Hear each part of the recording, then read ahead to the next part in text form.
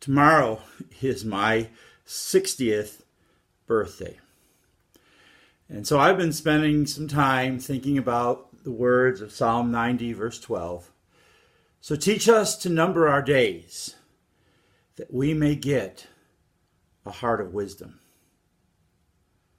Now, how does one do that? How does God want me to number my days? As tomorrow I'll be 60. I will have spent 38 of those years married to Linda. I'll have spent 34 of those years as a pastor. As of tomorrow, I will have lived 21,916 days, and that includes 16 leap years. I'll have lived in Illinois, in Wisconsin, in Missouri, in Nebraska, back in Missouri, then back in Nebraska, Texas, then Wisconsin again, then back to Texas, then Germany, and now back to Texas. I have served 6 congregations and 1 campus ministry. We have raised 4 children. They're now grown.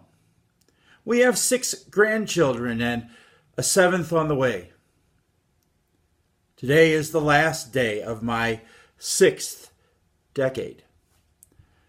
I have 1 day left till I'm 60. I have 1 more day. I have yet another day. How should I number my days?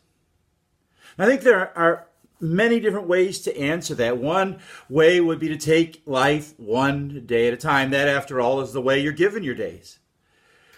We spend, or should I say, waste too much time worrying about tomorrow.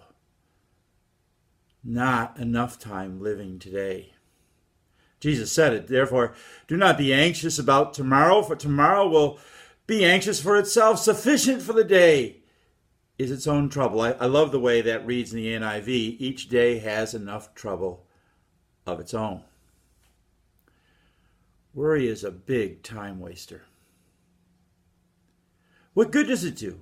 It robs us of the opportunities God gives us right now because we're busy worrying about tomorrow. Jesus asked the question, in which of you, by being anxious, by worrying, can add a single day or a single hour to his span of life?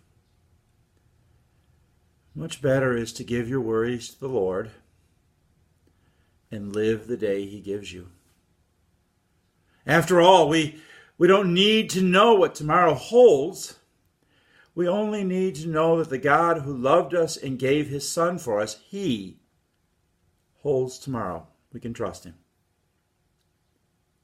Another way to count our days would also be with a sense of urgency. There was a member of the church in Flower Mound who lived his life that way. Al Center had been a Bible class teacher in various congregations for some 60 years. Now, for the last several years of his life, Al fought with heart disease. And so he knew that his days were numbered. And so he spent his last years with a sense of urgency, preparing a 168 episode podcast that led you in 10 minutes each day through the scriptures, and then turning that into a 2-volume book on the Old and New Testament, so that the things that he taught could continue as others would read or hear those podcasts.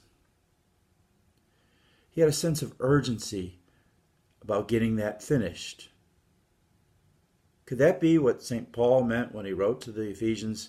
Look carefully then how you walk, not as unwise, but as wise, making the best use of the time because the days are evil. Perhaps numbering our days means welcoming each day with gratitude and praise to God. Perhaps it means seeing each day, each new day, and all the ones that have already passed as gifts from God. So the truth is, God has been so good to me. Loving parents, great sisters,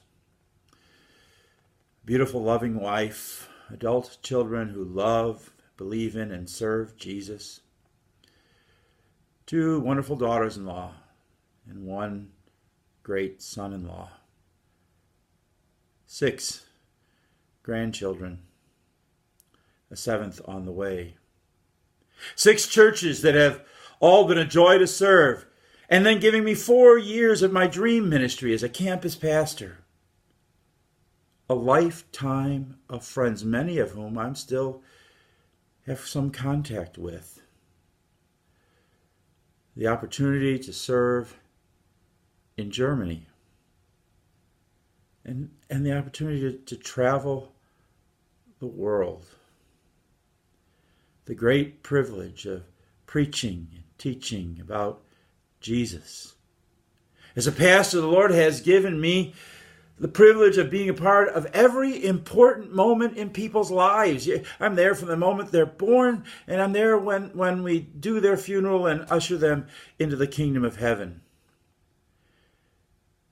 In difficult times, He has always been there to hold me and my family, to take care of us. And on the bazillions of times that I have done or thought or said something wrong, He has forgiven me as a gift of His grace. I could go on and on and on. He has been so good to me, to us. So perhaps each new day should be greeted with, "Good morning, Lord," rather than "Good Lord, it's morning." I'm so thankful, Lord, for each day. Finally, I think remembering my days means looking forward to what God has promised. For because of Jesus, when my last day in this life comes, He has in store for me an eternity of new days without number. For Jesus has promised, "In my Father's house are many rooms. If it were not so, would I have told you that I go to prepare a place for you? And if I go and prepare a place for you, I will come again and will take you to myself, that where I am, you may be also." I'm looking forward to that day. I really am. Amen.